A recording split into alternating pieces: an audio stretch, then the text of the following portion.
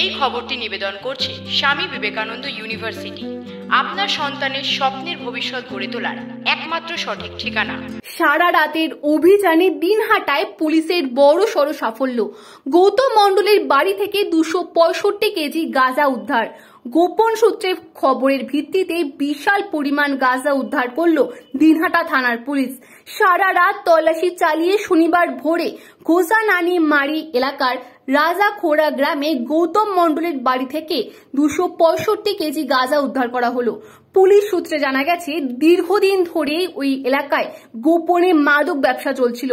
খবর পেয়ে আইসি জয়দীপ মোদকের নেতৃত্বে পুলিশ অভিযানে নামে তল্লাশি চালিয়ে একাধিক বস্তায় গাঁজা উদ্ধার করা হয়। তবে অভিযানের সময় বাড়ির মালিক গৌতম মণ্ডল পলাতক থাকায় তাকে আটক করা সম্ভব হয়নি।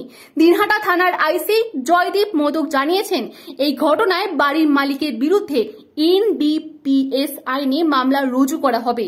পাশাপাশি অভিযুক্তকে ধরতে জোর তল্লাশি শুরু করা হয়েছে। এত পরিমাণ গাঁজা উদ্ধার করা হয়েছে, এতে এলাকায় ব্যাপক চাঞ্চল্য ছড়িয়েছে। স্থানীয় বাসিন্দাদের দাবি, এই ধরনের মাদক ব্যবসার সঙ্গে যুক্ত দোষীদের দ্রুত গ্রেপ্তার করে কড়া শাস্তি দেওয়া হোক। পুলিশের পক্ষ থেকেও আশ্বাস দেওয়া হয়েছে, মাদক চক্রের মূল পান্ডাদের বিরুদ্ধে লাগাতার অভিযান চলবে। Bureau report, news Banga time. St. Augustine's Day School, Barakpur. Success for every child. Admission open 2026 to 2027. Contact number 900793 4555.